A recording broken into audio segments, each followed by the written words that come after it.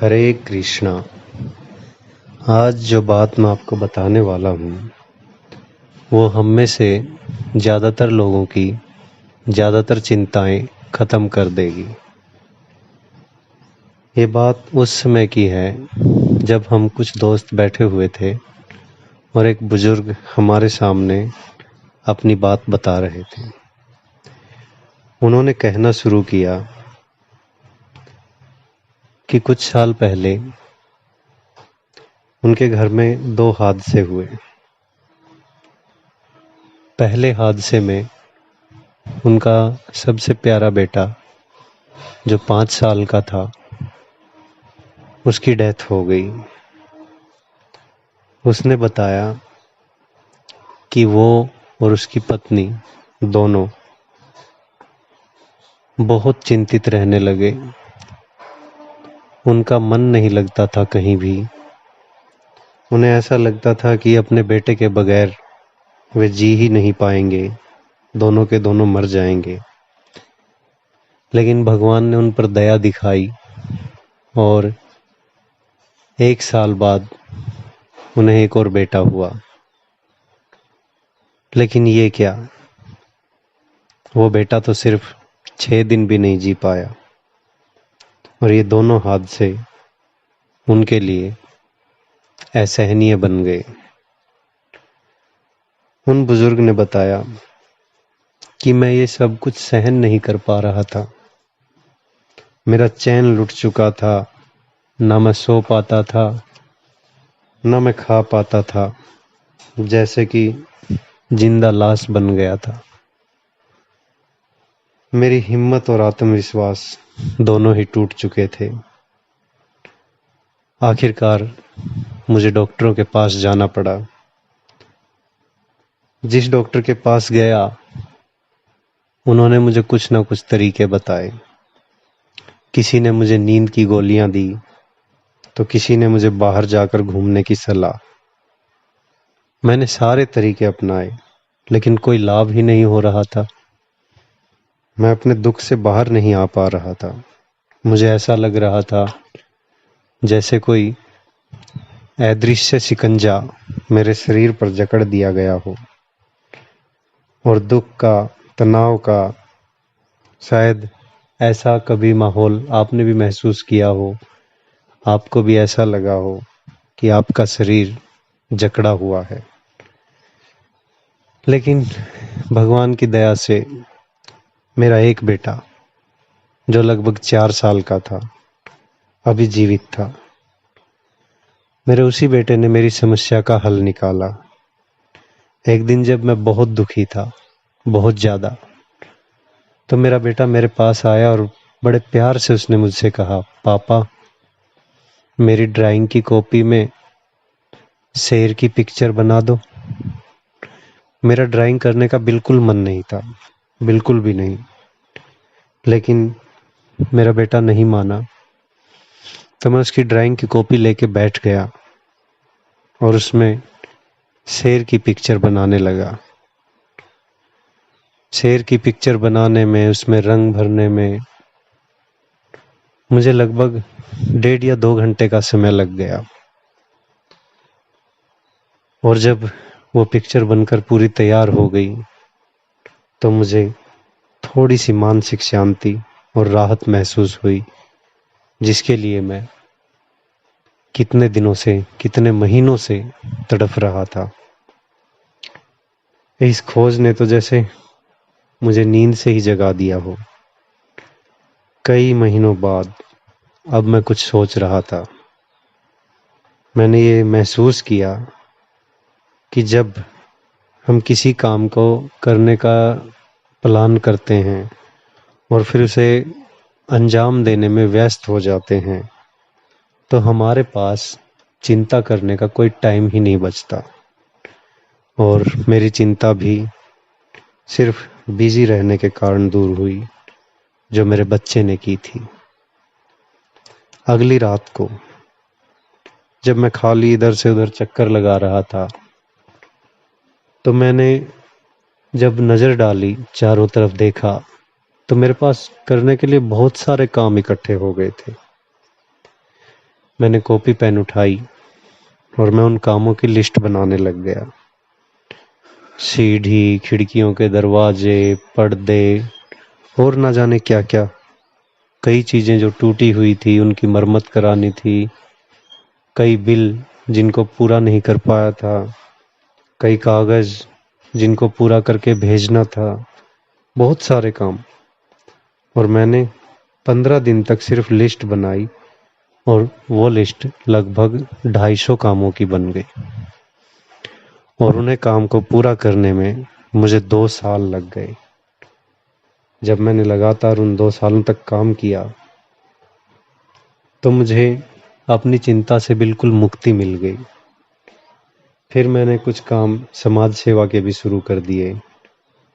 मैं अनाथ आश्रम में भी जाने लग गया। मैं अपने शहर का अच्छा नागरिक बनने की कोशिश करने लग गया। और तो और मुझे अपनी कम्युनिटी में प्रधान भी बना दिया गया है। अब मैं मीटिंग में भी जाता हूँ, अपनी कम्युनिटी के लिए चंदा भी इकट्ठा करता हूँ। यानी कि सब कुछ अब मैं बिजी रहने लग गया और मेरे पास चिंता करने के लिए कोई टाइम ही नहीं बचा। आपको पता है, एक महान वैज्ञानिक हुए हैं पोस्चर। वो कहते थे कि जो शांति है वो सिर्फ लाइब्रेरी में और लैब्स में ही मिलती है, लेबोरेटरी में। अन्य जगह वह पाई ही नहीं जाती। आपको पता है ऐसा क्यों होता है? क्योंकि इन दोनों जगहों पर लोग अपने कामों में इतना डूब जाते हैं, इतना डूब जाते हैं कि उनके पास खुद के बारे में भी चिंता करने का टाइम नहीं होता। और जो शोधकर्ता होते हैं वो शायद ही कभी किसी नर्वस ब्रेकडाउन की वजह से मरे हों।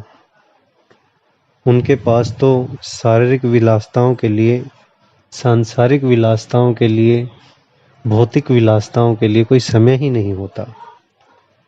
अब आप सोचिए कि बिजी रहने जैसे छोटे से काम से सारी चिंताएं दूर हो जाती हैं। तो फिर मैंने भी सोचा कि अगर बिजी रहने जैसे छोटे से काम से सारी चिंताएं दूर हो जाती हैं तो ऐसा होता कैसे है?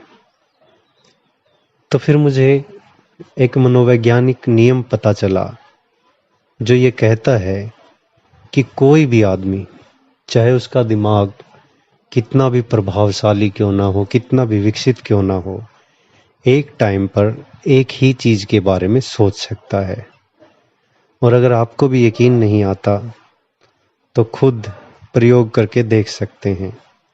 आंख मूंद कर आप अपनी कुर्सी पर बैठ जाइए या लेट जाइए और आपको पता चलेगा कि जो कल सुबह की योजना है, और आप उसके ताजमहल के बारे में सोचिए, या फिर आप सिर्फ 2 कामों के बारे में कोई भी 2 काम ले सकते हैं। आप गीता पढ़ने के बारे में भी सोचिए और आप कोई और काम करने के बारे में भी सोचिए। दोनों काम एक साथ करने की कोशिश कीजिए, नहीं कर पाते। 2 काम हम कभी भी एक साथ नहीं कर पाते, ये हमारा मनोवैज्ञानिक नियम है। और जब आपको पता चला कि आप 2 चीजें बारी बारी से नहीं कर सकते, 2 विचार एक साथ नहीं ला सकते, तो एक साथ कभी नहीं। तो यही तो हमारी भावनाओं पर भी लागू होता है। हम एक साथ कभी भी 2 भावनाएं नहीं ला पाते। आप खुश हों और उस समय दुखी होने की कोशिश कीजिए, नहीं हो सकते। आप गुस्सा हों और उस समय मुस्कुराने की कोशिश कीजिए, ऐसा होता ही नहीं है। अगर आप खुश हैं तो आप खुश रहेंगे, अगर आप दुखी हैं तो आप दुखी रहेंगे। एक टाइम पर सिर्फ एक ही भावना। ऐसे समय में हम जैसे शिकार करना, मछली पकड़ना, तस्वीरें लेना, गोल्फ खेलना, बागवानी करना, डांस करना, ऐसे काम अगर किसी को दे देते हैं तो वो उसी में व्यस्त हो जाता है और उनके पास अपने अनुभवों के अलावा किसी और चीज़ के बारे में सोचने की फुर्सत ही नहीं होती। हम में से अधिकतर लोग अपने काम में तब तक खुद को नहीं झोंक पाते, बिल्कुल झोंक नहीं पाते, जब तक कि हम अपने दिन के काम में ही जुटे रहते हैं। परंतु काम के बाद जो खाली समय होता है वो बहुत जानलेवा होता है। जब हमारे पास खाली समय होता है, खाली समय होता तो है हमारा आनंद लेने के लिए, लेकिन ऐसा नहीं होता। उसी समय, बिल्कुल उसी समय जब हम खाली होते हैं, चिंता नाम का राक्षस हमारे सामने आ खड़ा होता है और हमें सताने लगता है। तभी पता नहीं कहाँ से कहाँ की बातें हम सोचना शुरू कर देते हैं, अपने जीवन का विश्लेषण करते हैं। क्या ये सही दिशा में जा रहा है या गलत में जा रहा है? ऐसा सिर्फ खाली होने पर ही कहते हैं। खाली दिमाग शैतान का घर, इसीलिए कहा गया है। हर आदमी जानता है कि प्रकृति भी खाली जगह से नफरत करती है। तो खाली दिमाग जब भी हम रखेंगे, उसमें कुछ ना कुछ विचार आएंगे। तो इससे अच्छा है हम खुद उस खाली जगह को शांतिपूर्ण चीज़ों से, हसीन विचारों से, बढ़िया बढ़िया बातों से भर दें। और ऐसा करने पर हमें उस पर अमल करने की कोशिश करनी चाहिए। मैंने खुशीपूर्वक बताया कि ऐसा होता है, अगर हम व्यस्त हो जाते हैं तो हमारी चिंताएं ज़्यादातर दूर हो जाती हैं। लेकिन क्या आपको पता है